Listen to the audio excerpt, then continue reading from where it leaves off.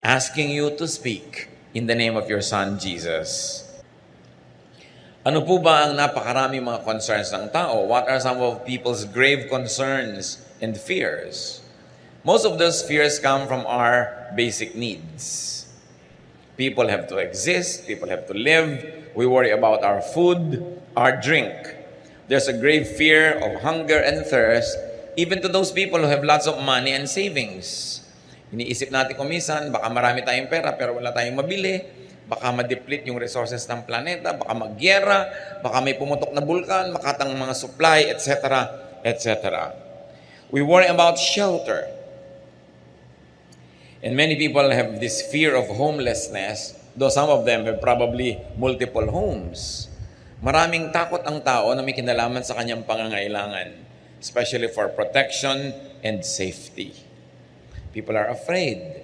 Natatakot tayo sa kapwa-tao, natatakot tayo sa mga hayop, mga insekto, natatakot tayo sa kulog, sa kidlat, sa bagyo, sa baha, sa El Nino, sa La Nina, sa mga bulkang sumasabog, kung ano-ano pa. And of course, people fear death. And the fear of death is on top of many people's lists of grave concerns. Yun yung mga basic needs natin. Pero hindi lang naman yun ang need ng tao. People are also sometimes bothered by what you might call intermediate needs. The need for acceptance. Sometimes you have everything pero hindi ka sikat, hindi ka paborito, wala kang masyadong kakilala o kaibigan, at yun ay malaki ring problema ko minsan. We need affirmation. Dapat natin nadidinig, very good, you are welcome, ang ganda mo, ang ganda ng damit mo. Hindi tayo sapat na nasisiyahan na gusto natin ang itsura natin. Kailangan gusto rin ang kapwa natin. We need affirmation. And we need comfort. Physical comfort, spiritual, and emotional comfort. Because of these needs that sometimes go unmet, many people have trouble and people lack peace. Then there are the so-called higher needs. Aside from all that, people also need peace. Minsan nasa iyo na lahat, pero magulo yung kalooban mo, hindi ka tahimik, parang nababaliwala ang lahat. Parang kuminsan nasasayang ang mga accomplishment, ang mga naipon, ang mga kuminsan kasikatan pa, pag ang tao hindi matahimik, walang kapayapaan. Higher needs might also include our need for righteousness.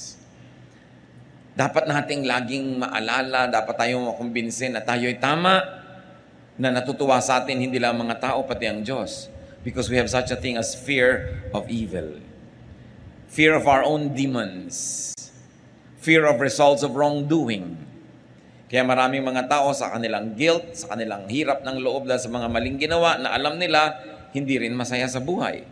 Because we have fear of punishment for wrongdoing, and many people are also obsessed with fear of going to hell. Those kinds of fears. Higher needs also include the needs of our spiritual life and eternal life. Kailangan natin ng eternal bliss. Hindi tayo kontento na masaya dito sa buhay, kumpleto ang pangangailangan, kailangan masaya rin tayo at nakakatiyak ng pupuntahan ng ating espiritu, na tayo'y ligtas, na tayo'y babalik sa Diyos. People need assurances of heaven after this life. Paano ang lahat-lahat ng yan matutugunan? Ang dami. May physical need, may emotional need, mayroong spiritual need, mayroong social need. At kung i-grade pa yan ng mga sociologists and psychologists, meron siyang basic, may intermediate, at merong higher needs. What is God's answer to man's grave insecurity and depression? Kuminsan ang tao, ang ganda-ganda, pero may insecurity pa rin. Ang yaman-yaman, may insecurity. Kung minsan, sikat na, kulang pa rin sa kanya. Ano ang sagot ng Diyos? At isa sa mga sagot niya na nasa Biblia, Psalm 23, verses 1 to 6. The Lord is my shepherd, I shall not be in want. He makes me lie down in green pastures. He leads me beside quiet waters. He restores my soul. He guides me in paths of righteousness for His name's sake. Even though I walk through the valley of the shadow of death, I will fear no evil, for you are with me. Your rod and your staff, they comfort me. You prepare a table before me in the presence of my enemies. You anoint my head with oil. My cup overflows. Surely goodness and love will follow me all the days of my life, and I will dwell in the house of the Lord forever. One of the most powerful and famous chapters of the Old Testament, Psalm 23. You can imagine the psalmist nung ito ay binigkas, sinulat, nilikha, at inawit-awit at pinaulit-ulit awitin. Ano kaya ang kalagayan niya? Maaring siya ay isang mananampalataya na siguradong-sigurado sa kalagayan niya sa Diyos. At inisa-isa lang niya dito kung ba't siya sigurado. Inilistan niya para malaman ng iba, marinig ng iba, at nang tulad niya, maging sigurado rin sila sa kanilang mga buhay. Pero pwede ring baligtad. Pwedeng isa rin itong mananampalataya na hindi sigurado. Nag-aalinlangan, nangangapa, nai-insecure. At sa kanyang mga pagbubulay-bulay, sa kanyang mga araw, gabi ng takot, lungkot, pangamba, nerbiyos, hinanap niya ang maaring maging dahilan para siya magkaroon ng kapayapaan. At anong kanyang ginawa? Ipinaalala niya sa sarili niya kung sino siya. At kumbaga siya ay tupa kung sino ang kanyang pastol. At inisa-isa niya ang dapat niyang maalala at maisip para mawala ang kanyang takot, lungkot, pangamba. So maaari itong mag-apply kahit kanino sa atin. Kung kayo yung secure na secure sa buhay, recite this, sing this, memorize this, share this with people so that they too may be like you. Secure, quiet, peaceful, happy, contented. Pero kung kayo naman yung kabaligtiran, insecure, afraid, bothered, troubled, upset, anxious, stressed, etc., etc., dapat din gawin, pag-aralan ang chapter na ito, memoryahin, bigkasin, isa ulo, isa isip, isa buhay. At kung dinadalaw tayo ng ganung mga uri ng mga takot at pangamba, mulit-muli balikan, alalahanin, kantahin, tulain, basahin itong Psalm 23. Ano yung mga pinag-usapan nating nagpapahirap ng loob ng taong pangangailangan niya? Food, drink, and shelter. Basic needs. Anong sagot ng Panginoon? Psalm 23:2. He makes me lie down in green pastures. He leads me beside quiet waters. Para sa mga tupa, wala namang mahalaga kundi damo at tubig. Kaya lang ang mga tupa sa Israel, kung merong dapat ma-insecure na mga tupa, sila yon. Kasi most of Israel is a desert or was a desert. So konti ang damo. At lalong konti ang tubig. Isa lang ang ilog doon yung Jordan. At kung makikita nyo yung Jordan, sasabihin nyo, anong klaseng ilog to? Ang liit-liit, ang payat-payat at maputik. At hindi naman kalakihan na ilog ito. Yun na yung inaasahan ng buong bayan ng Israel na magdidilig sa kanilang mga halaman. Yun na yung pinupuntahan ng bawat tupa para uminom. Pero sabi nitong tupang nangangamba at na-insecure, pinapaalala niya sa sarili niya kung sino ang Panginoon. Sabi niya, "Oh God, you let me rest in fields of green grass. You lead me to streams of peaceful water." Pababa po kasi yung terrain ng Israel at itong Jordan na ito ay patungo sa Dead Sea. Kaya may mga bahagi ito na magulo kasi bumababa, may mga bato-bato. Ang mga tupa ayaw nilang uminom pag ang tubig ay gumagalaw, umaagos, lalo't lumalagaslas o rumaragasa. Kahit nauuhaw na sila, hindi sila dudukwang sa tubig na gumagalaw. Kailangan peaceful water. Yung walang kagalaw-galaw. Kaya sabi nitong tupang to, hindi lang ako binibigyan ng damo ng Diyos. Pinahihiga niya ako, pinapagulong-gulong ako, naglulupagi ako sa napakaraming mga berdeng damo. At hindi lang yun. Hindi lang may tubig, tahimik yung tubig. Not only water to drink, but the way I want to drink my water. Peaceful. Pinapaalala niya yun. Green pasture, you must remember, is also a shelter. Isang napakasarap na pahingahan at lugar kung saan ang mga tupa ay hindi lang kumakain, nakakapagpahinga pa sa sariwang damo. God gives not only the basics, but also abundance. Anong sabi ng Psalm 23 verse 5? You prepare a table before me in the presence of my enemies. You anoint my head with oil, my cup overflows. You treat me to a feast with my enemies watching around me. Dapat nating sariwain ang isang kaugalian sa Israel para lalo na tayong magandahan sa verse na ito. Ang mga desert dwellers, mga nakatira sa mga tent, pag may mga dumadaan at kanilang tinanggap sa kanilang tent at pinakain, sumalo sila doon sa tent. Tulad ng ginawa ni Abraham nung dumating ang Diyos at yung mga kasama niyang anghel. Hindi naman sa loob ng tent yun eh. Outside the tent, merong extension yung tent para lang huwag mainitan yung nakaupo doon sa labas sa carpet at hindi yun sa loob ng tent para presko. Doon nagpapakain yung mga may-ari ng tent na yan. Sa maliliit na mga dulang, kumisan nilalatag lang nila doon sa carpet yung kakainin nila. At kitang-kita ng ibang mga tent dwellers, may bisita pala si kapitbahay kasi hindi sa loob kumakain. Ang ibig sabihin nun, pag ako'y may bahay, pinakain kita at sumalo ako sa'yo, walang pwedeng gumalaw sa'yo sa lahat ng mga taga rito. Dadaan muna sila sa akin. Sabi nga ng matatanda, dadaan muna sa ibabaw ng aking malamig na bangkay bago sila makarating sa'yo. So anong ibig sabihin? Na yung shepherd prepares a feast for you in the presence of your enemies. Sinasabi ng ating shepherd, walang makakagalaw sa kanya mga tupa na hindi mo nadadaan sa kanya. At willing siya na ibigay maging ang kanyang buhay to protect us from our enemy. Of course, we have earthly, worldly enemies, but more than that, we have our spiritual enemy, Satan. At sinasabi ng Panginoon, our shepherd, mamamatay na muna ako bago mo siya mapatay. At talagang ganoon ang ginawa ng Panginoong Jesus. Namatay siya para sa atin, kaya hindi na tayo pwedeng patayin ng kalaban kasi kinuha na ng Panginoon ang ating lugar at siya na yung namatay para sa atin. Yun ay ibig sabihin din nung sa Revelation, behold, I stand at the door and knock. Whoever opens the door, I will come in and eat with him. Yun na naman ang sinabi ng Panginoon. Eat na naman. Kain na naman. Isa na naman kahulugan, pag pinapasok mo ako sa iyong puso, magiging shepherd mo ako. Magiging host mo ako.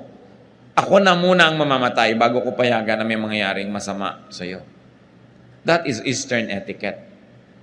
At kakambal pa ng etiquette na yan, yung you anoint my head with oil. Sa init ng disyerto, na halos ikabiyak ng utak at bungo ng mga tao sa init at ikabitak-bitak ng kanilang anit, pag dumating ang isang bisita, kung pinapahalagahan ng host, binubusan niya ng konting langis dito sa ulo. Para manariwa ang lakas, ma-refresh. Kuminsan, hindi natin na-appreciate yan kasi yung panahon sa atin, malagkit, ayaw natin ng langis pag nahihirapan tayo at mainit. Pero sa tuyong-tuyong disyerto, napakahalagang bagay nun. At sabi niya, you anoint my head with oil. My cup overflows. So bukod sa binibigyan mo ko ng dangal, dahil binibigyan mo ko ng anointing on my head, pag binigyan mo ko ng maiinom sa aking sasadlan, umaapaw. Again, Eastern etiquette. Gusto natin pag nagbibigay, apaw. Kaya kumisan, meron kang kasama sa bahay, sinabi mo na, konti lang ang iinumin ko, aapawin pa rin niya yun. Kaya sa mo, binibili natin ng tubig, mahal yan, huwag mong ilagay lahat, aapawin pa rin niya, kasi sanay siya sa etiquette na dapat umaapaw. Kaya sa mga probinsya natin na hindi pa tayo masyadong naiiba at magaganda pa yung kaugalian, bibigyan ka ng pagkain, isang bundok sa plato mo, yung apaw-apaw. Ganon kasi ang magandang kaugalian sa silangan. Ang context kasi niyan, there's always famine, there's always hunger, there's always poverty. So ipinapakita sa iyo sa pagmamahal ng tao na ang daming binibigay sa'yo, sobra-sobra. Ibig sabihin, hindi ka pinagdadamutan. Kaya sa Luke 6:38, ang sabi, give and it will be given to you, a good measure, pressed down, shaken together, and running over will be poured into your lap. So yun daw, apaw-apaw, sobra-sobra ang ibibigay sa'yo, ganun din magbigay ang Diyos. What was God's answer through Psalm 23 to man's need for safety and protection? Isa pa yung kailangan ng tao, yung iniisip niya. Psalm 23:1, the Lord is my shepherd. Ang ganda-ganda ng relasyon ng tupa at ng pastol. Kasi talaga po ang tupa, matigas ang ulo, makakalimutin, at laging naliligaw. Kaya ganun ang tawag sa atin, tupa tayo, at yung pastol ang Panginoon. Ang pastol, kung sila'y naglalakad, pila-pila, hindi naman pwede sabay-sabay, kadalasan dumadaan lang sila sa makikitid na mga landas, dumadaan sila sa mga bukid na may tanim dito, may tanim doon, kaya kailangan sa gitna lang sila dumaan, o kaya sa gilid ng bundok na pwede ka mahulog, kaya isa lang linya. Either ang shepherd nando sa una, susunod sa kanya yung sumusunod, at yung kasunod, sumusunod, kasi ang mga tupa, sumusunod lang kung sino yung nasa una. Kaya yung mga nandaraya, pupunta doon sa una, ililigaw yung mga tupa, naliligaw lahat. Di ba ganun din sa spiritual life? Sumusunod ka doon sa umuuna, yung nagpapauso, yung pinaniniwalaan mo, ang dali-daling iligaw ng tao. Pag hindi ang Panginoon yung nasa una. Pwede rin na ang shepherd nasa dulo. Nasa malayong dulo siya ng pila. Kaya kung naglalakad sila, yung nangungunang pinagkakatiwalaan na tupa, yun ang mangunguna sa daan nila. Nasa dulo naman yung shepherd kasi baka may mga lions, may mga mababangis na hayop na gustong kainin yung nasa dulo. O baka yung mga nasa dulo, pag hindi nabantayan, maligaw, magkamali, wala nang makakaalam. So madalas nasa dulo yung shepherd. At pagka dumadaan sila halimbawa sa mga parang maisan o taniman ng trigo, yung mga tupa ko minsan, kumakagat-kagat doon sa mga prutas doon, kumakain-kain na hindi dapat, nakikiraan lang sila. Yung shepherd, may bato yan, babatuhin niya sa malayo, tatamaan naman si tupa. Maaalala nito pa, ay oo nga pala, hindi ako dapat magmerienda dito, hindi ito amin. Tutuloy na siya. At yung shepherd, di ba ang tungkod doon parang question mark? Kasi pag may lumiliko na tupa, hihilahin yung leeg, babalik ka. Nahihila ka lang ganon. Sakit, pero babalik ka. Ganon din tayo. Pag naliligaw ng landas, hinihila ka ng Panginoon, masakit. Parang sabi, ay, pinapalo yata ako ng Diyos. Hindi ka pinapalo, hinihila ka lang nung kanyang, tungkod na nakaliko talaga yung dulo. Yun ang purpose nun. Ayaw mong masaktan, stay in line. No? Huwag kang lumiko sa kaliwa, sa kanan, diretso ka, at hindi ka mahihila ng ganon. So, ganon yung relasyon ng tupa. Eto pa, ang shepherd.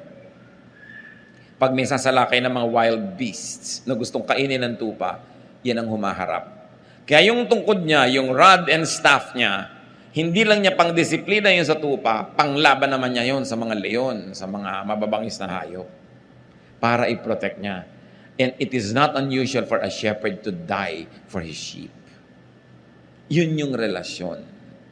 Ang shepherd, pagka gabi na at matutulog sila sa isang lugar, pag umagang-umaga na at aalis na sila, meron siyang sipol o kanta o huni, madidinig ng mga tupa niya yon, susunod na sila at lalabas. Bakit?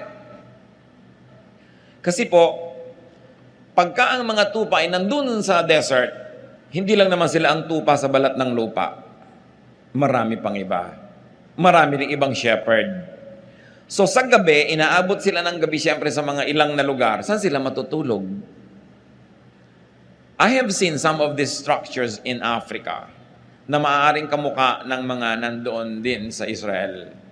Na merong mga matataas na mga tinik, yung mga matitinik na mga sanga, iniipon niya ng mga katutubo, ginagawang parang bakod. Bilog, meron lang gate. Yung mga baka o mga tupa na nanginginain kung saan-saan, paggabi doon sumisilong para itong hotel ng mga hayop. Merong siga sa gitna, merong fire, kasi ayaw lumapit ng wild beast sa fire. At hindi sila agad-agad makakasalakay kasi may matataas na bakod nga ng mga siit-siit at mga tinik-tinik na inipon. Ngayon, ang mga tupa at mga pastol, nagkakasama-sama sa loob ng iisang ganong silungan or hotel Nagbibigay sila ng konting bayad doon sa may-ari nun, pero paggabi, halo-halo sila doon. Yung matatalinong mga shepherd, umagang-umaga pa lang, madilim pa lang, aalis na siya at ang kanya mga tupa. Bakit? Kasi sa gabi humahamog o umuulan.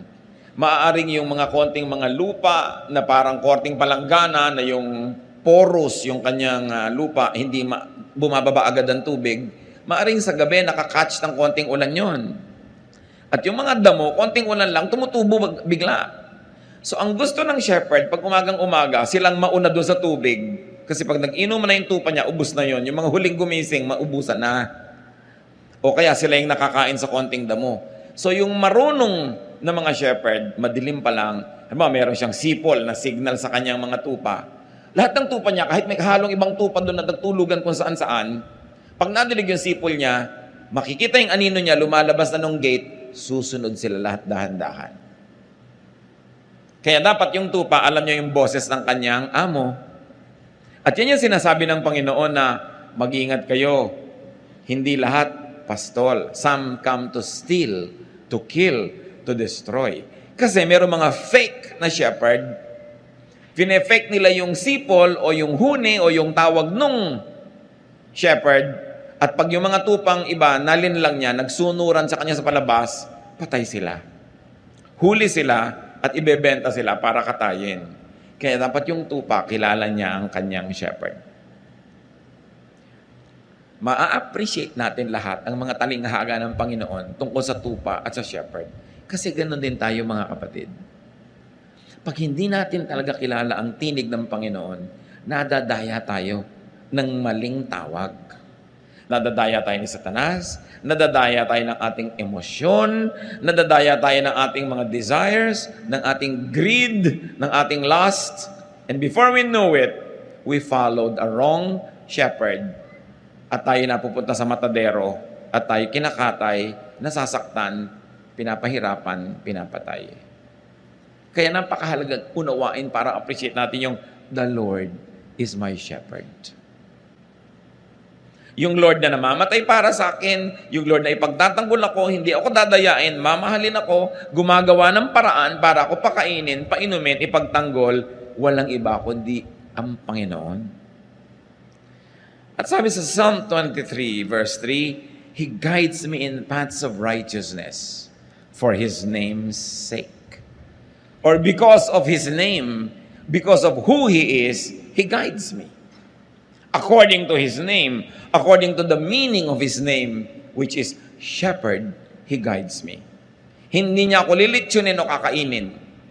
Hindi niya ako ipapahamak kasi ang pangalan niya, shepherd. At siya ang aking shepherd. Psalm 23 verse 4, Even though I walk through the valley of the shadow of death, I will fear no evil. For you are with me. Your rod and your staff, they comfort me. Yung pinag-uusapan natin tungkod niya. Ano pa ba ang hihigit sa kamatayan na nakakatakot? Wala na. I may walk through the valleys as dark as death, sabi noong tupa, but I won't be afraid. You are with me. And your shepherd's rod makes me feel safe. Pag nakikita nung tupa, yung daladala nung shepherd na tungkod, sabi niya, yan ang gagamitin niyang pamalo sa mga kalaban. Yan ang gagamitin niya pang protect sa akin.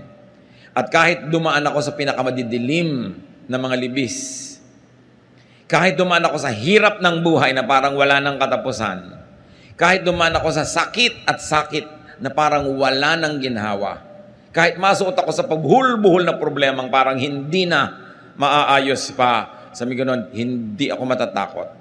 Hindi yung problema ang titingnan ko, hindi yung leon, hindi yung mabangis na hayop, hindi yung dilim.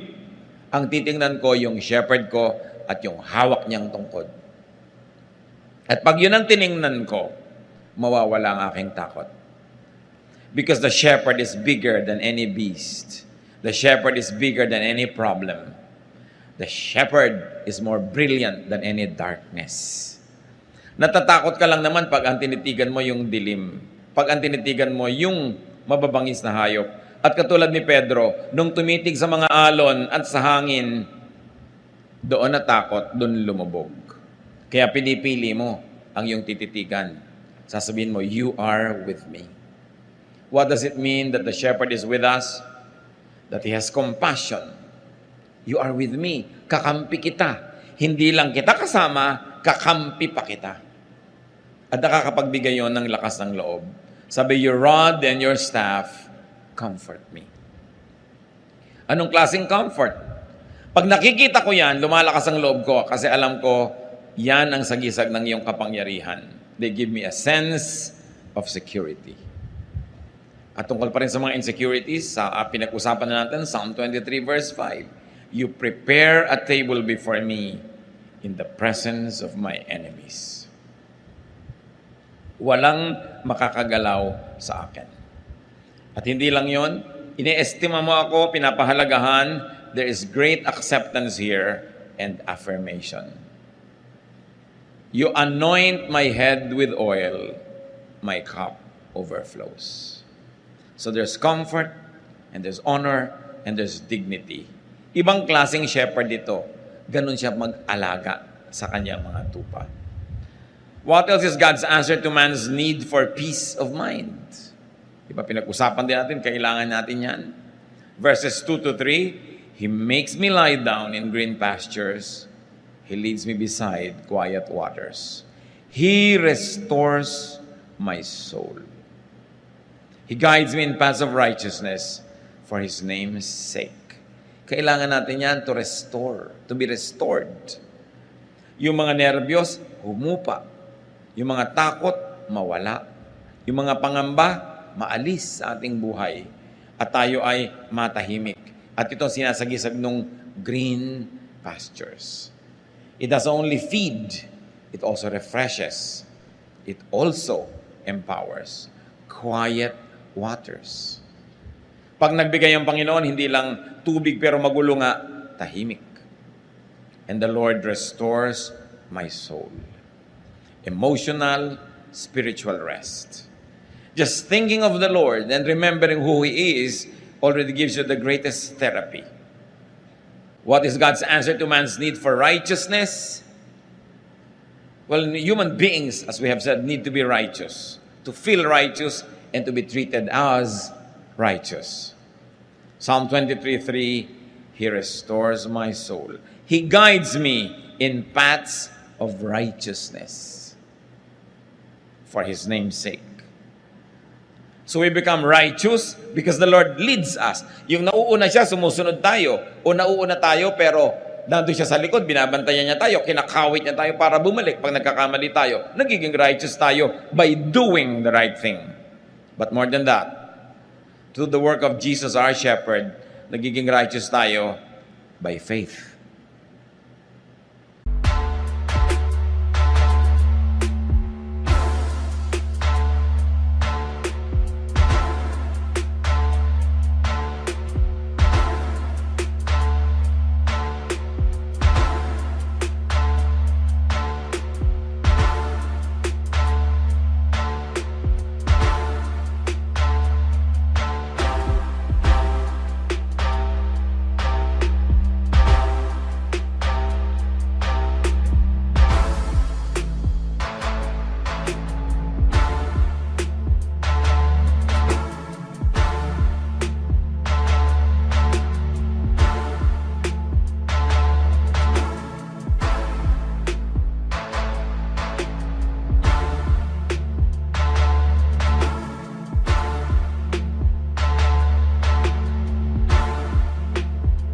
Dalawang paraan para maging matuwid, banal, malinis. One, magpakatuwid ka, magpakabanal ka, magpakalinis ka. Do it, accomplish it through hard work. Pwede yon.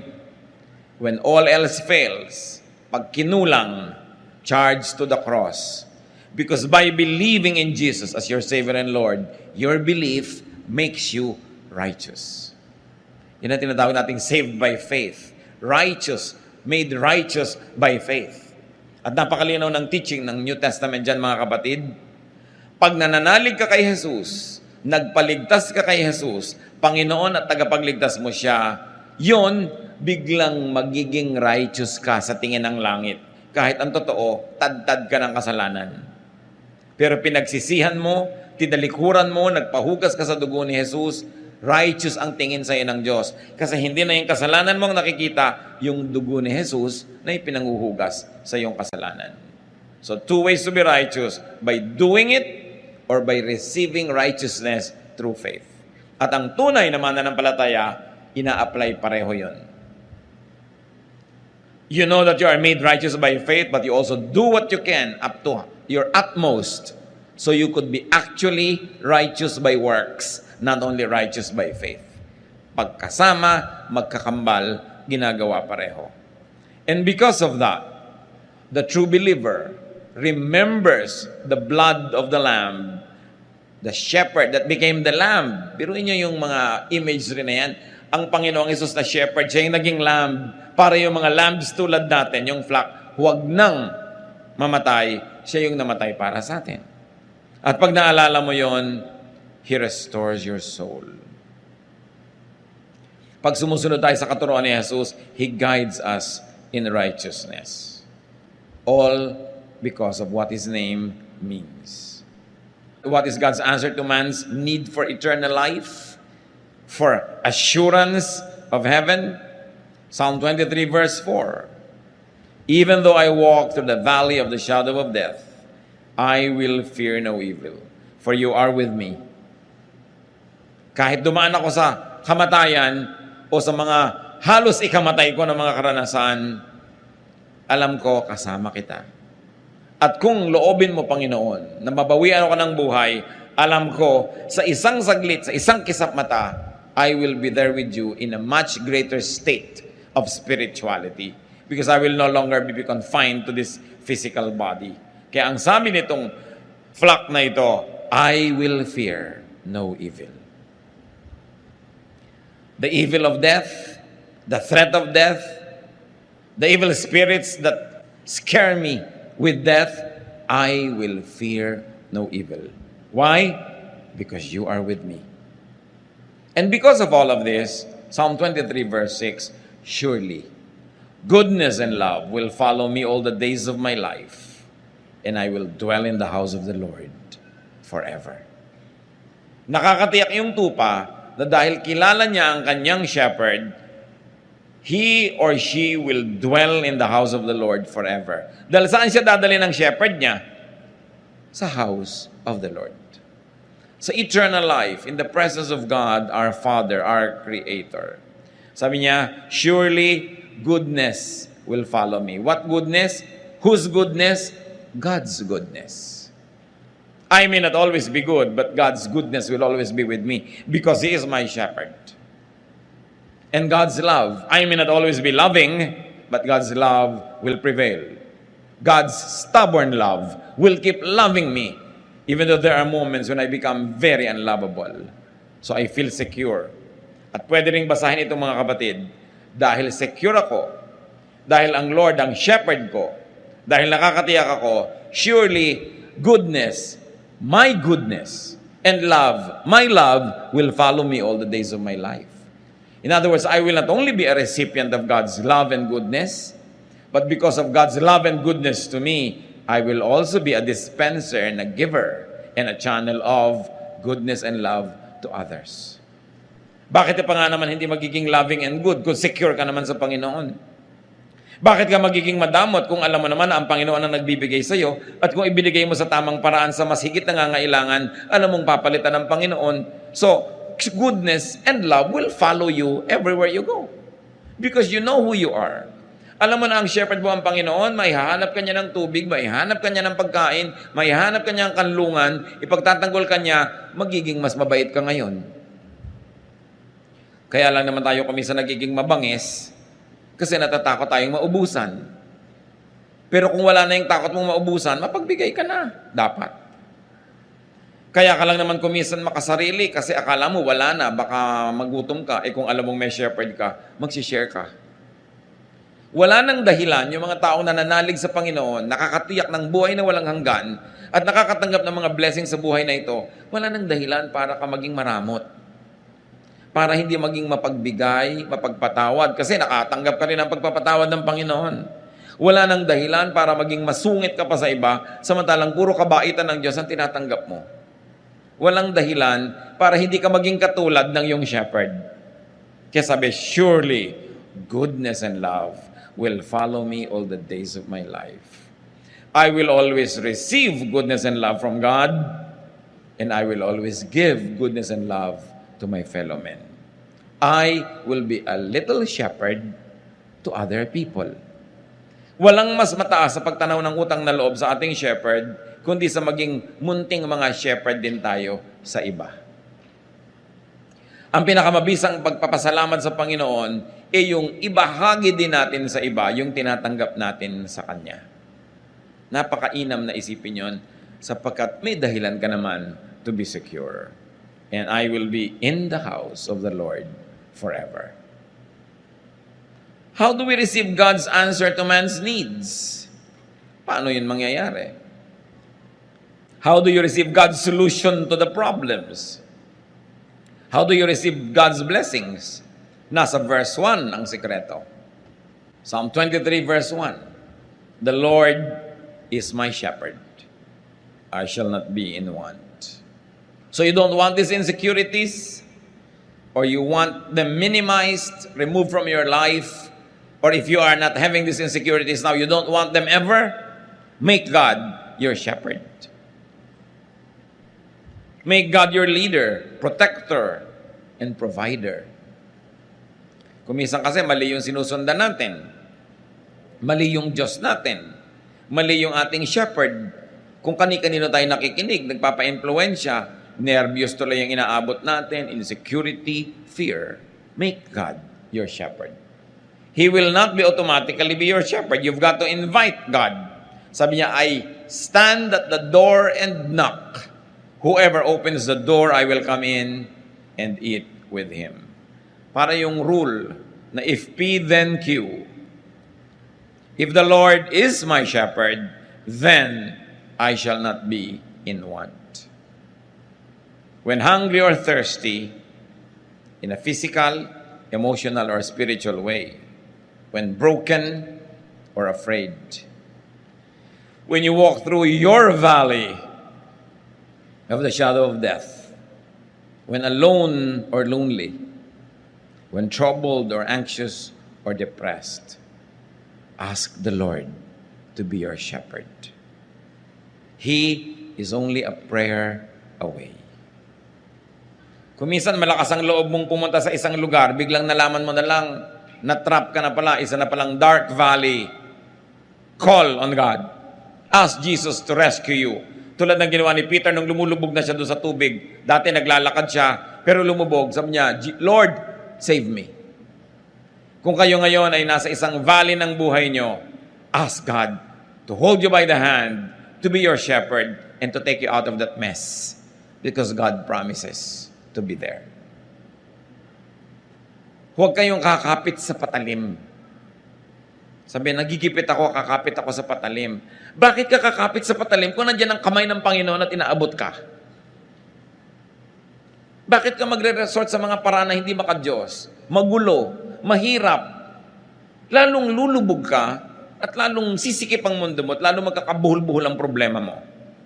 Pag nagigipit ka na, namang problema ka na, it's high time to remember that the Lord is your shepherd. At hindi bagay sa mga tupa ng Diyos yung nagugutom, nauuhaw, nakakagat-kagat ng ibang mababangis na hayop.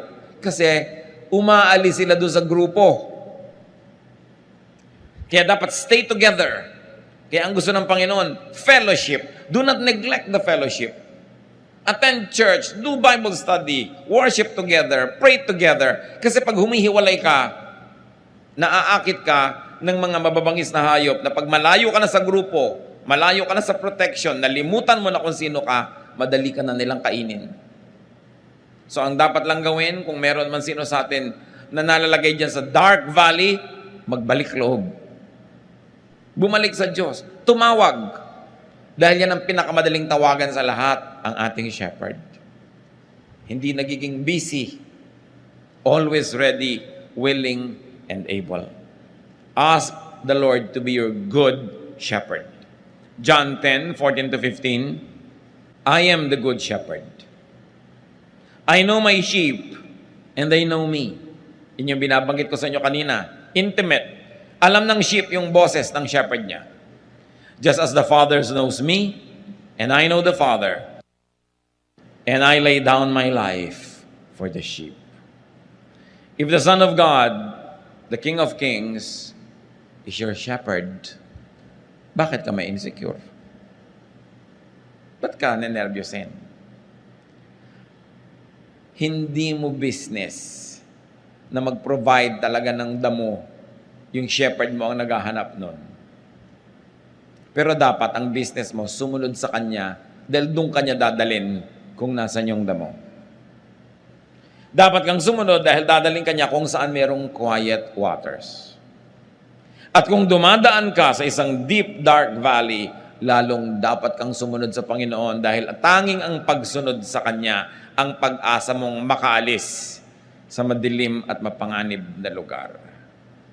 Pag magulo na ang buhay, huwag na mag-iisip ng solusyon na pampagulo pa. Sometimes may mga quick fixes. Merong mas madaling solusyon, pero madali lang yon ngayon, bukas may mabigat na bayad. Mabuti nang mahirapan ka ngayon sa tamang solusyon, pero bukas, palapit ng palapit ka sa solusyon ng problema mo, hindi palayo. Kailangan, the Lord is our shepherd. So follow the shepherd. Follow Jesus. Spend time, fellowship with the Lord. Dapat na pinaprioritize natin yung ating quiet time, prayer time, Bible reading, our Bible study, worship, service. Alam niyo kung kailan niyo nakaka-fellowship si Jesus? When you serve. Because Jesus is a servant. Sa niya, I came to serve, not to be served. So when we are serving, when we are doing God's work, we are side by side with Jesus. Sabi niya, my food is to do the work of Him who sent me. One of the best ways to fellowship with Jesus is to do the work of Jesus. Because you will be in the same team. Be the Lord's flock, and He will be your loving shepherd. Kung ayaw mo magpa-shepherd sa Kanya, di Kanya pipilitin, but you pay a heavy price. Nasaan tayo ngayon mga kapatid na estado? Tayo ba flock na ni Jesus? Tinanggap na ba natin siya bilang Panginoon at tagapagligtas sa ating buhay? Kung hindi pa, huwag niyong sayangin na sandali. Sa isang prayer na time-team, personal, at pwede niyong gawin ngayon. Accept Jesus into your heart as your Savior and Lord. Imbitahan niyo siya na maging Panginoon at tagapagligtas. Ask to be forgiven of your sins. And then invite Jesus into your heart to be your King, your friend, your shepherd. Kung nagawa niyo na yan, mga kapatid, flock ka na ng Panginoon, nasan ka? Ikaw ba yung naliligaw ng konti ng landas? Kakain-kain niya sa gilid-gilid, lumalakad na yung grupo, naiwan ka na because you became busy with things that God did not want you to be busy with. Dapat magising ka at bumalik ka sa grupo. Konting-konti na lang, sabi sa Bible, the devil prowls around like a roaring lion looking for someone to devour. Kung ang Satanas ay parang leon na nagbabantay at nagmamatsyag, pumipili, humahanap ng kakainin niya. Sa palagay niyo, ang pipiliin niya, yung ang lapit-lapit kay Jesus? May hawak na radyon. Niya, itong babaeng itong nakaasul, medyo malayo-layo. No? Ito ang madaling kagat-kagatin, wala itong proteksyon. No? Nasa gilid-gilid. Ang lalaking itong nakapula, pwede ito. Ang babaeng itong naka-Adidas. Alam niyo ba na kahit ngayon nakabantay si Satanas? Nag-aantay siyang malingat kang malibang lumayo. Kaya yung iba makakagat, maalala na may grupo siya. Siyempre, hihilahin ni Jesus pabalik, masasaktan, pero nababalik. Yun ang pinakamasarap na sakit. Yung sakit dahil nababalik ka sa pila. Sa tama mong dapat kalagyan. So, meron naman ng mga tupad na nalalaglag pa sa bangin. Hirap na hirap si Jesus na bumaba doon at kunin siya. At alam niyo yung good shepherd, iniiwan niya yung marami, binabalikan niya yung isa. So utang na loob, huwag mo naman pagurin ng Diyos. Huwag ka na lang lumayo, para hindi ka na pagpaguran na hanap-hanapin laging nawawala. So ang challenge mga kapatid, dalawa lang. Tupa ka na ba ng Panginoon? At sinabi ko na, kung hindi pa, magpatupa ka sa Kanya. Maging siya ang iyong pastol. At kung siya na talaga ang pastol mo, natanggap mo na siya, suriin mo lang kapatid kung nasan ka ngayon. Kasama ka bang naglalakad? Tumatawag ba siya? Inaantok ka pa, sipol na siya ng sipol, ayaw pang bumangon. Aalis na yung grupo. Nakikinig ba tayo? Nagpapapigil ba tayo kung pinipigil? Sumusunod ba tayo pag pinapasunod? Ama namin sa langit, salamat sa mga paalala. Ayaw namin na magkaroon kami ng mga takot, pangamba, insecurity. Lagi mong ipaalala sa amin kung sino kayo. Kung sino ang iyong anak na si Jesus sa aming buhay. Na siya ang aming pastol. Hindi namin trabaho magpaulan, hindi namin kaya yun. Hindi sa amin nakaatang yung paghahanap ng tubig para sa amin. Pero ang assignment namin, sumunod. At sa pagsunod namin, doon namin makikita yung tubig, yung damuhan, yung pahinga. At doon kami makakaalis sa madidilim at mga madadawag na lugar. Ituro mo sa aming maging masunurin sa iyong anak na si Jesus. Magbulay-bulay tayo mga kapatid kung meron tayong mga katigasan ng ulo. Bilang tupa. Gusto mo pa ikaw ang masunod, hindi yung pastol. Ama naming Diyos, maliit na bagay na tumayo kami